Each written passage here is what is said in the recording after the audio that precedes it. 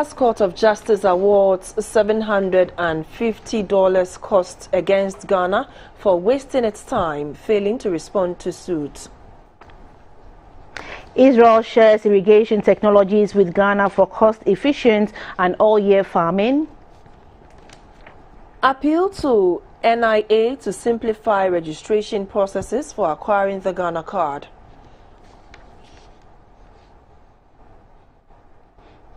And South Africa's President Ramaphosa eases more COVID restrictions to boost economy.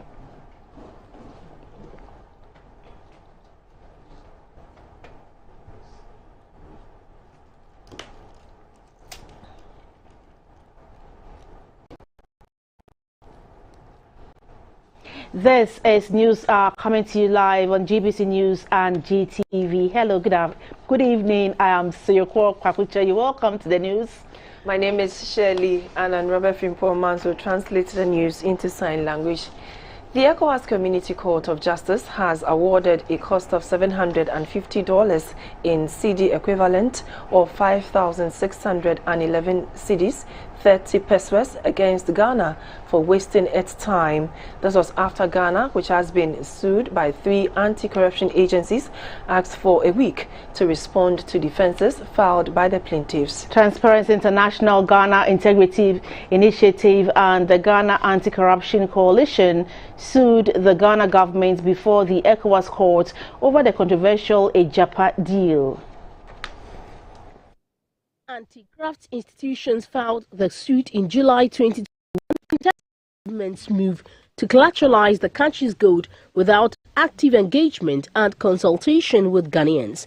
They are thus praying the court to halt the deal until government follows due process in introducing the deal.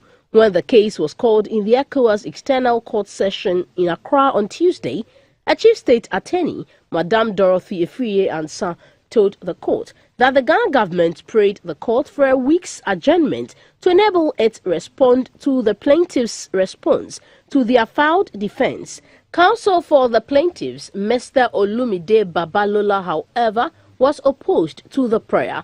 He argued that the Ghana government had over 1 year to file all the necessary responses and wondered why it sought an adjournment to enable it to respond. He told the court that it was an inconvenience to his side since they had to rebook hotels and change their flights. Mr. Babalola said he had no option but to ask for a cost of $1,000 against the Ghana government. Counsel for the Ghana government, Madame Dorothy Afriyie-Ansah, however, pleaded with the court to reduce the cost to $400. She explained that the delay was not occasioned by the Office of the Attorney General, but by her absence due to ill health. President of the court, Justice Edward Amoako-Asante, wondered why no other lawyer took up the case in her absence. He said that the court was in Ghana for the sole purpose of the cases and did not have the luxury for such adjournments. The court ordered the Ghana government to file all the necessary documents by Monday, March 28, 2022 for the case to be heard on Wednesday, March 30, 2022. It is welcome news for some Ghanaians at the decision to extend the re-registration period for SIM cards. The new deadline, as communicated, is July 31, 2022. Some are, however, calling on the authorities to streamline the registration processes for acquiring the Ghana card. The numbers at some telco offices have dropped drastically compared to previous days. For Airtel Tigo at the peak hours, preferential treatment is given to the aged and other vulnerable persons. They also said some staff are in the communities to assist with the re-registration process for ease of congestion. GBC News spoke to some of the subscribers. Airtel Tigo, I just came here today, only today, and in less than 14 minutes, I was attended to. The extension is welcome, but I still believe they will still extend again. It's a good news to hear because people were going through a lot, stressing themselves, joining queue from down. Sometimes for so many weeks, it will never get to their turn. At the NIA head office, Mr. Ernest Omari-Date wants proper measures to be in place to ease the congestion at the registration centers. About a week before the Christmas, all my documents got missing. For this thing, not only in Accra, every region is having a station there for us to come and to go and do it there. It will help us a lot. I've been speaking to some people. People are from Tamale, Techiman and others. Sandra Loka said she had gone to the NIA head office with her brother to get the Ghana card for employment. Madame Francisca Tepe said she had visited the office the 7th time but yet to get registered. For Madame Teresa Ajay, she had been shuttling between the NIA head office and its Dansoman office after registration since 2019. On Tuesday by the Ministry of Communications and Digitization to extend the SIM card re-registration period follows numerous concerns raised by some Ghanaians of the difficulties in getting their Ghana card to have their SIM cards re-registered.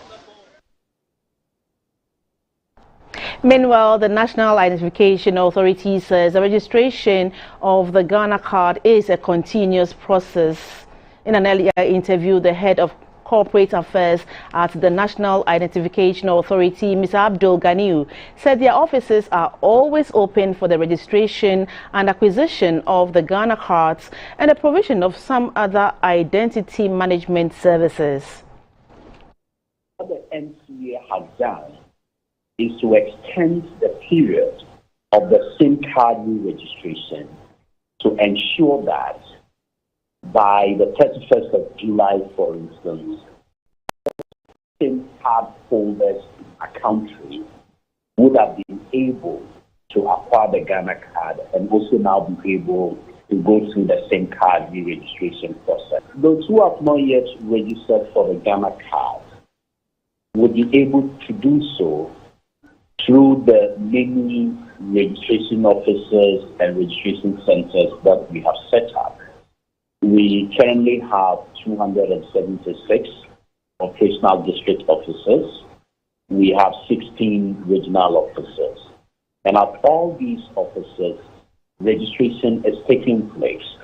We created some other registration centers across the different stadia. So all of these are avenues through which people can register for the Ghana card. But of course, we also have people who have already registered, but they've lost the cards, or those cards are misplaced. And those are the ones that you keep finding at the headquarters. Still in news, road accident remains a major contributor to mortality in Ghana. Data from the National Road Safety Authority shows that close to 8 persons in every 100,000 people died from road traffic accidents in the last decade.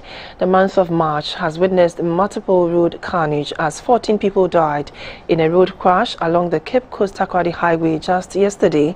The fatalities have been attributed generally to indiscipline, including recklessness on the part of motorists and human error. We were joined earlier in the studio by Ms. Pearl JC, the Public Relations Officer of the National Road Safety Authority. Speeding is the major contributing factor when it comes to road crashes, because when the pedestrian is careless but the speed is at normal limit, you can do something to rescue the situation. If you crash, you collide, anything that happens, if the speed is low or is down or it's normal, you can be able to do something to rescue the situation. I think because human beings are naturally indisciplined,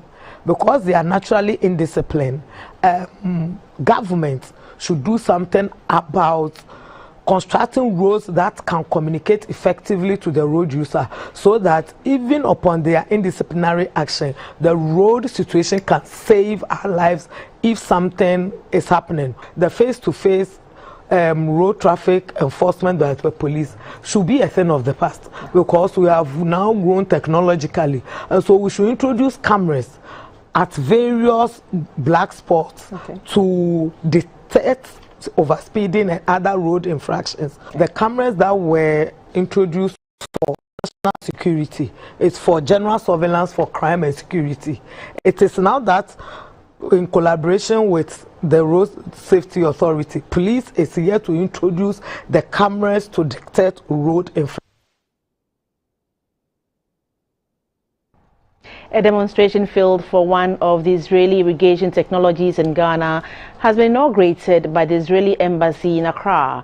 The irrigation technology demonstration field is one of Israel's irrigation technology solutions that seek to provide alternative flood irrigation and also create an enabling environment for a cost-efficient farming to help increase crop yields. Ofrewa Daku has more. The breakthrough that can significantly change the global water shortage and optimize yields in farming, an Israeli irrigation technology has been implemented at a demonstration site in Accra. Together with many others that will be sited in different locations across the nation, will enable us to provide our cherished clients, especially hotels, restaurants, and the local markets with fresh produce on a regular basis. The Israeli irrigation system is being facilitated by Agricultural Manufacturing Group AMG and NDRIP with support from the Israel Embassy in Ghana. The gravity micro irrigation system utilizes existing infrastructure and gravitational force for energy, making irrigation efficient at no additional cost. It also helps farmers irrigate precisely and efficiently, optimizing yields without requiring expensive pumps or filters. If we have a technology like this, how do we make it available to the farmers? Okay, because I get the same response, you know, so we have to find a solution that makes the technology, which is really well priced, pays for itself very quickly, but we have to find a way to deliver it to the farmer in a way that he can afford to use it. According to the Israel's ambassador to Ghana, Shlomet Shufa, the Israeli irrigation system, which would be replicated in most parts of the country, would not only help to scale up food production, but also create employment opportunities and reduce poverty. This is a very significant contribution to crops in Ghana. The more, of course, it deployed, the better and more crops we will see. And this could be a significant contribution to elements, as I said before, more food security. Drip irrigation system has been revolutionary. It is a controlled irrigation method that works by exposing plants to the direct supply of water, releasing drops in a slow and steady fashion with a capacity for improving agricultural production. For GBC News, Ofrewa Daku reporting. The Ho Technical University has taken delivery of a solar pumping and irrigation system to enhance rain-fed farming in the country. The solar pumping and irrigation system, which was developed by the Ho Technical University under the Green People Energy Project between Ghana and the Republic of Germany, was funded by the German Ministry for Economic Development and Cooperation, GIZ. The Ho Technical University solar-powered irrigation system consists of 12 330-watt solar panels and a solar pump mounted on a borehole, as well as an irrigation system on 3 acreage of farmland. The facility is also equipped with a water reservoir, sprinklers, drip and spray tubes. The facility will be used as a demonstration site and a training mechanism for farmers in the region especially and the country at large on alternatives to rain-fed agriculture. Already, a first batch of 31 trainers have completed an intensive training on the installation and use of the facility. The solar pumping and irrigation system falls under the Green People Energy Project between Ghana and the Republic of Germany, with funding by the German Ministry for Economic Development and Cooperation, GIZ. At a short handing over ceremony, the Vice-Chancellor of the Ho Technical University, Professor Ben Honyenuga, commended GIZ for selecting the university for the project and was hopeful that farmers will patronize the facility to improve their activities and bring an end to the dependence on rain-fed agriculture. We want sustainability in food production, and this is the that our idea is going to work for the good of the people of the region and beyond. The project manager for GIZ, Mr. Raphael Riesi, said the facility is cheaper as compared to other forms of irrigation systems of farming.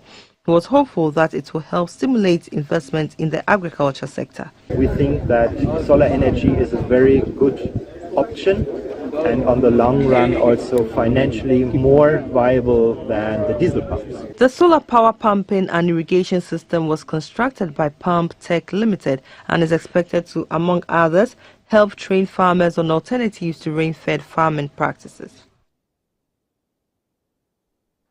On an inspection of ongoing projects in the region, the Ashanti Regional Minister, Mr. Simon Osei-Mensah, said no country has ever attained sustainable development by depending on aid and not putting in efforts to improve domestic tax revenue mobilization.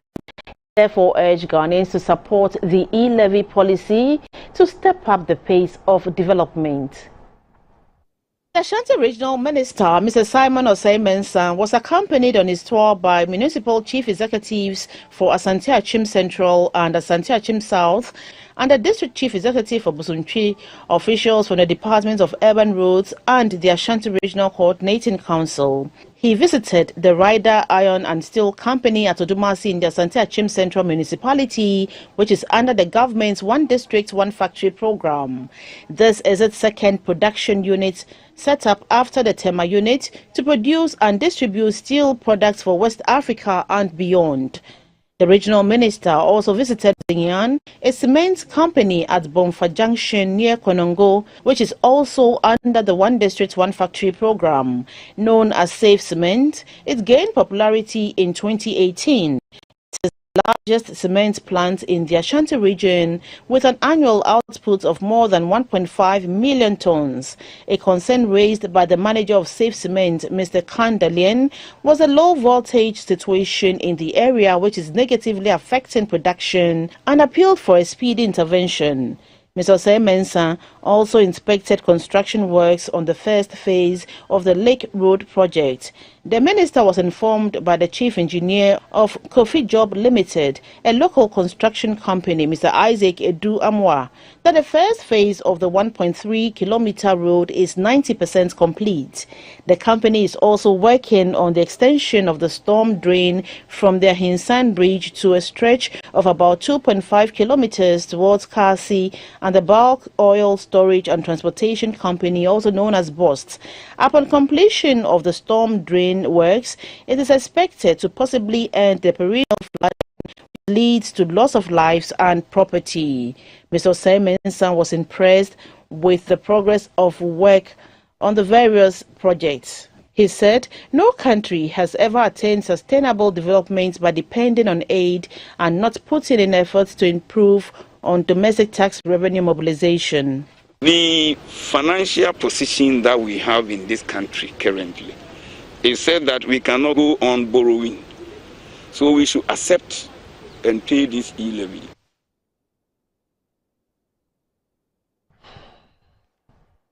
Accra is now the 7th Ubuntu Hub city on the continent. This makes it a safe haven to human rights defenders by providing them with safety and security.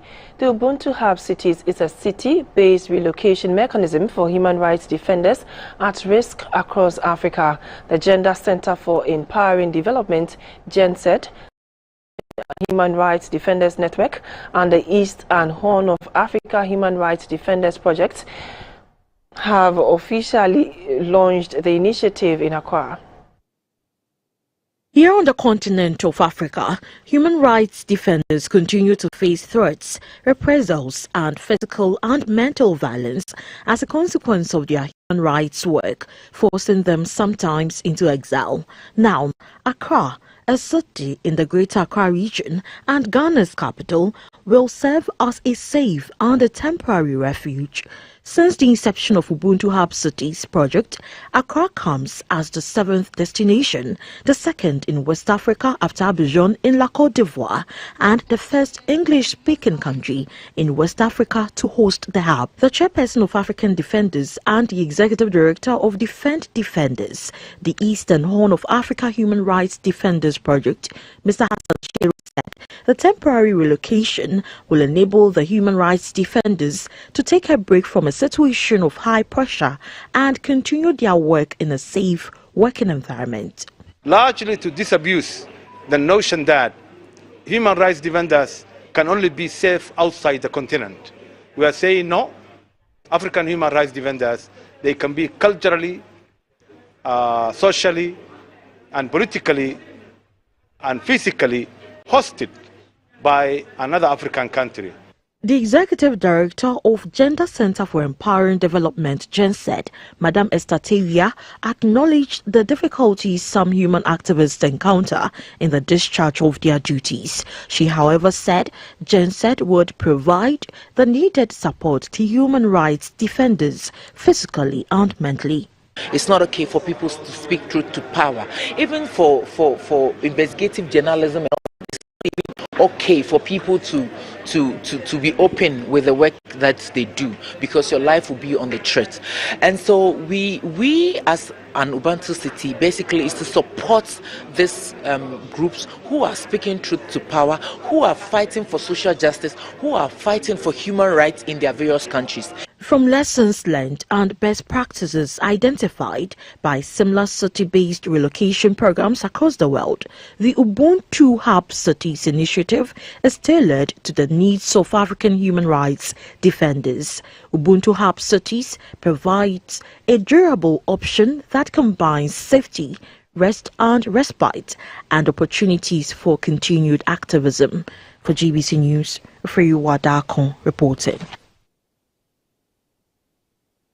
In our parts of the world, promoting our cultural and traditional values helps to foster peace and development.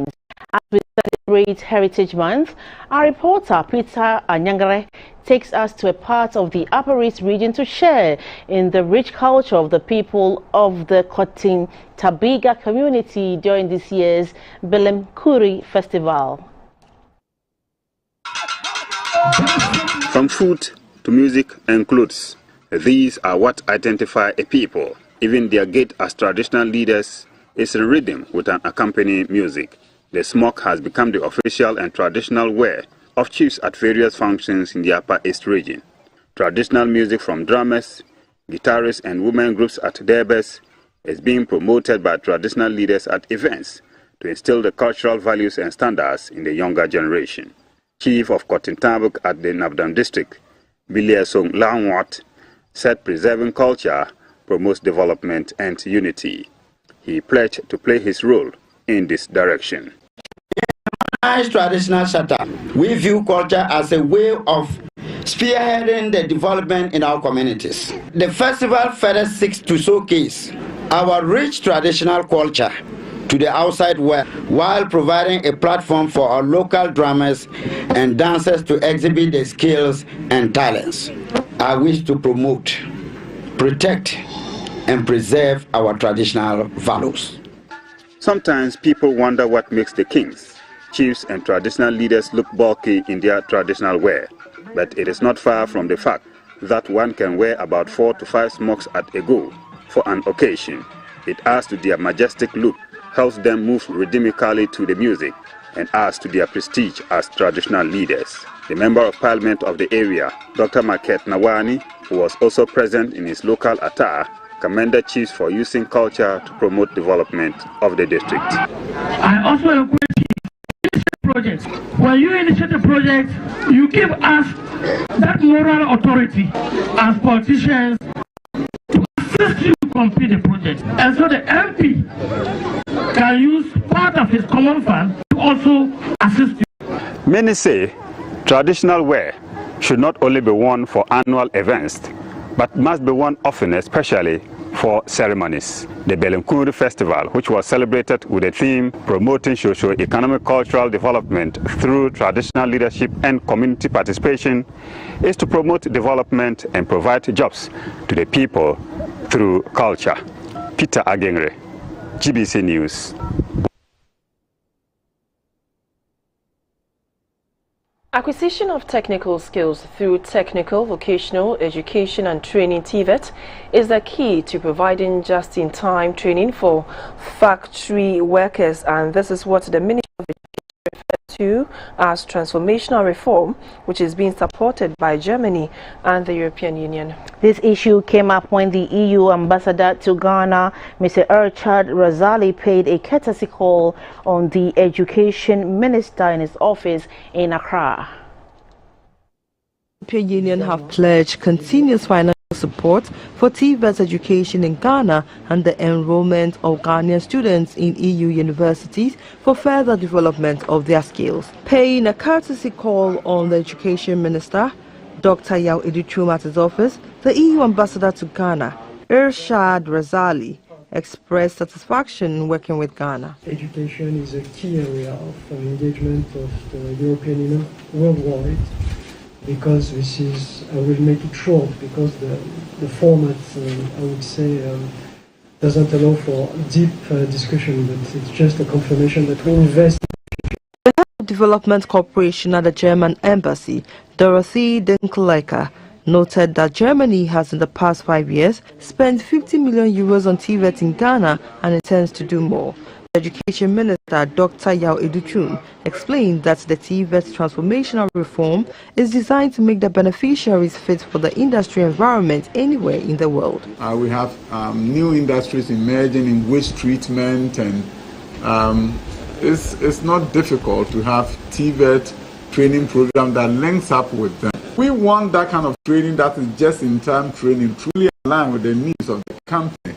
And we have people there doing capacity building, so that it won't be a situation where Ghanaian companies have to go to India to bring in expertise. Earlier, the minister inaugurated the governing boards of the Chartered Institute of Marketing Ghana and the Chartered Institute of Taxation at the ministry's conference room. The CIMG Council is composed of 12 members, while 11 other persons have been appointed to serve on the CIT. The minister charged them to be credible. The CIMG Governing Council President and his vice were conferred with fellows of the institute by Professor Stephen Ade, a former rector of GIMPA. Still news are live on GBC News, your news and governance channel. We have more news coming up. Please stay.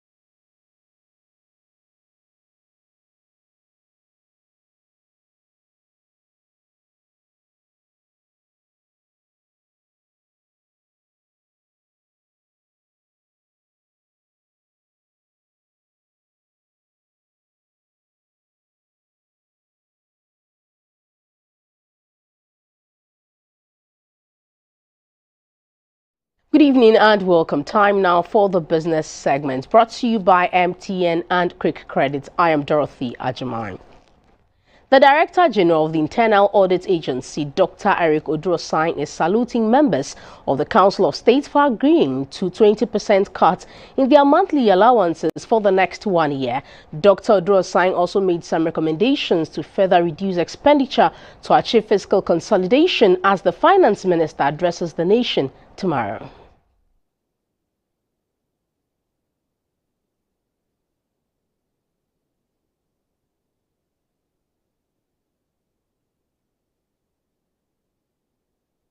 I applaud the Council of State for taking the initiative and agreeing to cut their allowances and salaries and emolument by that percentage. The impact will be great because when you look at the wage bill of this country, it is huge. Of the three government expenditure heads of compensation, goods and services, and capital expenditure, majority of our budget goes into compensation. And when you look at domestic revenue mobilization, over 80% of the internally generated revenue goes into financing the compensation budget of government.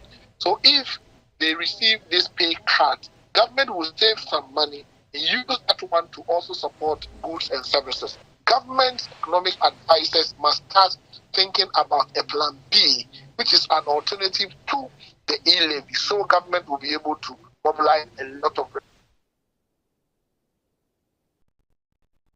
The Bank of Ghana says the hike in its benchmark interest rate will take a toll on businesses, but the effect would be short-term. The Central Bank's Director of Research, Philip Abredu, also explained the policy rate hike is to help tame inflation, which has risen to a 7-year high. He spoke on GBC News analysis program Market Avenue a while ago. There will be an impact on the cost of borrowing. Those who use the banks to borrow for their operational activities will be impacted. Interest rates will go up and they will likely pass on these interest rates to consumers. So there are short-term effects and long-term effects. The problem is we need to act to contain the inflationary impact. You know, inflation is a thief. Yes, it's a thief. It steals quietly from your pocket. It steals quietly from businesses. Ghana and the Netherlands have concluded their inaugural political consultations in Accra with a drive to increase trade and investments to the mutual benefit of their citizens, attracting Dutch investors into the health sector to push through government flagship program. The Agenda 111 was also on the front burner. Edward Nyako reports. Accra and Amsterdam bilateral ties date back to 1701. Trade between the two countries have been in favor of Netherlands, but in 2019, Ghana recorded a surplus of $734 million. Crude oil was the main driver for the positive trade balance, but this was short-lived due to appearance of COVID-19 in 2020.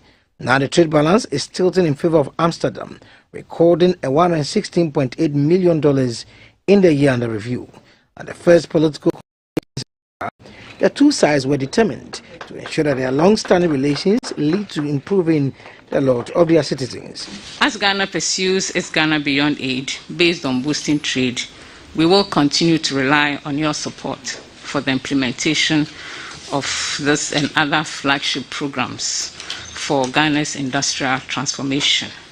And I'm sure that you are familiar with the One District, One Factory initiative, the development of strategic anchor industries such as vehicle assembly, manufacturing of machinery and machine components, pharmaceuticals, industrial chemicals, textiles and garments, and the list goes on and on.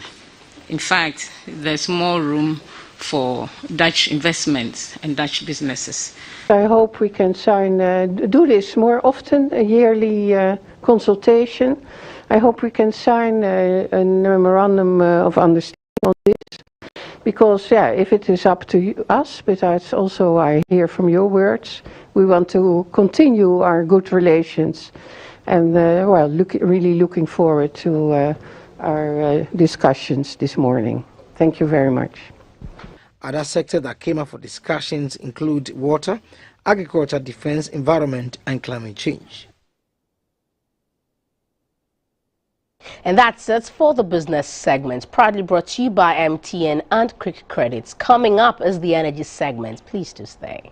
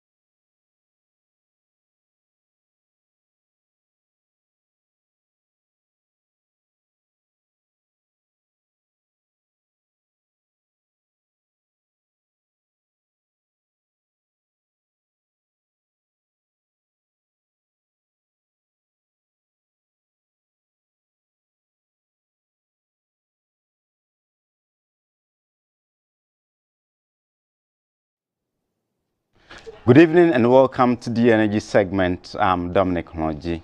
Drivers and passengers in Cape Coast and part of the central region say the pinch of the high fuel cost is ruining their business. Our central regional correspondent Kinsley Nanaboidu has interacted with some taxi drivers in the metropolis who have parked their cars due to lack of passengers. The drivers are calling on the government to consider reducing the fuel prices.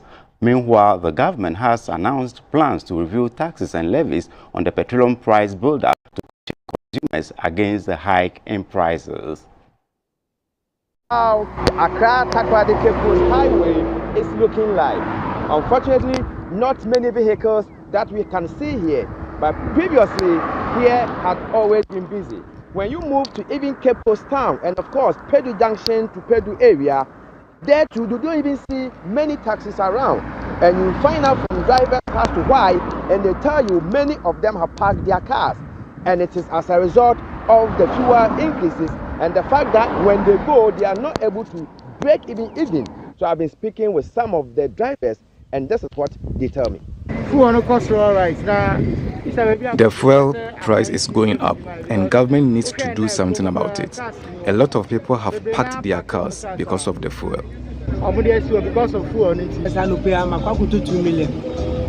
This morning, I bought 200 Ghana cedis worth of fuel and the fuel tank is not full, which was not the case previously. The way fuel prices are going up is not good for us. President Akufo-Addo should do something about the fuel price for us. Drivers are crying. The work is now difficult. Government should intervene and help us.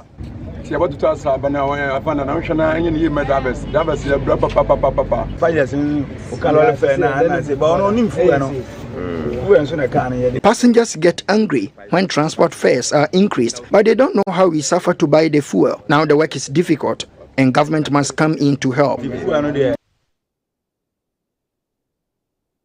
The Volta River Authority VRA under its community development program has awarded scholarships to 61 students to access higher education. The 800,000 Ghana cedis scholarship package covers the payment of tuition and hostel fees. Presenting the award at a ceremony at Akosombo, the Chief Executive Officer of VRA, Mr. Emmanuel Ntridakwa, said the authority places emphasis on applicants offering courses in STEM to encourage more youth from impacted communities around the hydro dam. 2011 was the birthing of the Volta River Authority VRA scholarship scheme with the sponsoring of 329 students from Akosombo, Akuse, Bon and Abuazi areas. It was institutionalized after broad consultations with stakeholders. 2 batches of students for the 2019-2020 and 2020-2021 academic years received the awards this year. Chief Executive of VRA, Mr. Emmanuel Ntridakwa, urged the beneficiaries to make good use of the opportunity to make a difference in their communities and the nation. You know, when the authority was set up and the lake was created, about 52 or so communities had their lands flooded, and so they were resettled. And so as part of our arrangement with them to mitigate the impacts of our operations on them, we've established what we call a scholarship scheme to assist needy but brilliant students. A number of them are doing their national service with us. I think that creates the gateway for them to be employed by us. Chief Auditor General of the Ghana Education Service, Reverend Bismarck Akandi, urged VRA to sustain the initiative to include more brilliant but needy students. Your continuous support is not only tremendously enhancing your corporate image and reputation, but also contributing to the education and improving the lives of these beneficiaries, which would ultimately lead to the development of their communities and their nation. A beneficiary from the Kwame Nkrumah University of Science and Technology, Richmond, the VRA on behalf of the beneficiaries. I feel so great to be among the selected for this year's scholarship. I equally speak for the many gathered here who, for one reason or the other, thought their quest of becoming great assets to their respective communities has been shattered. But thanks to VRA through its community development program scholarship awards, now have a spark to propel us in realizing and accomplishing our dreams to the maximum. 146 scholarship applications were received for the 2019-2020 academic year, and 31 applicants were successful, while 110 applications were received for the 2020-2021 academic year, with 30 applicants meeting the selection criteria. That's it for the energy segment. I'm Dominic Onoji.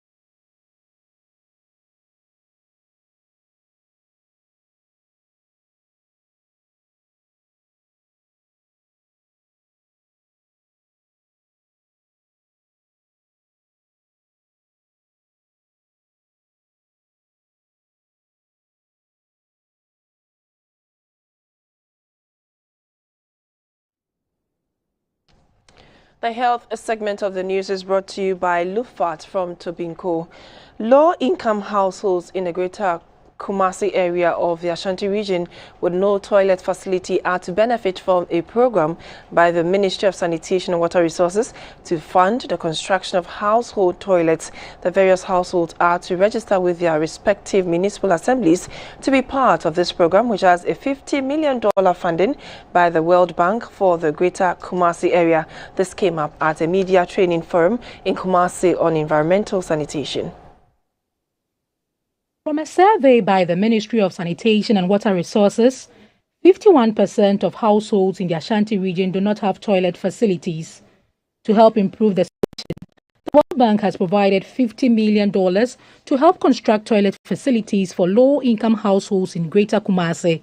It is an effort to improve sanitation in the Kumasi metropolis, Asokore Mampong, Swame, Asokwa, Kwadaso, Tafo, Oforikrom, and adjacent municipalities. Eligible low-income households will be supported with 70% of the cost of the toilet to make the capital cost of accessing the toilet facilities affordable. The biodigester toilet, if used by 10 people in a household, can last for 5 years.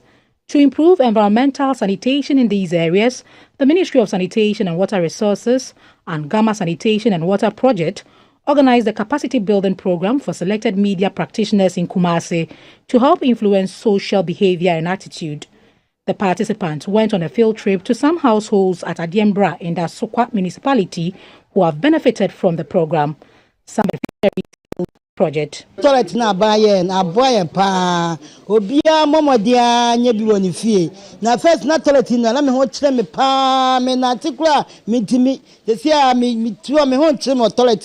The low income toilet facility project coordinator Mr. George Siedu An engineer explained why the media capacity training program was organized. We want to educate, reach out to the masses, let them see the need for them to change their behavior from open defecation and to have access to toilet. They need to practice improved hygiene to ensure that we do not subject ourselves to sanitation-related diseases in the country. The chief executive of New Tree Ghana Limited, key facilitators of the program, Dr. Bernard Abeku Arthur, called for more funding to extend the low-income toilet facility program to other regions of the country. The health segment is by Lufat from Tobinco. International news is next.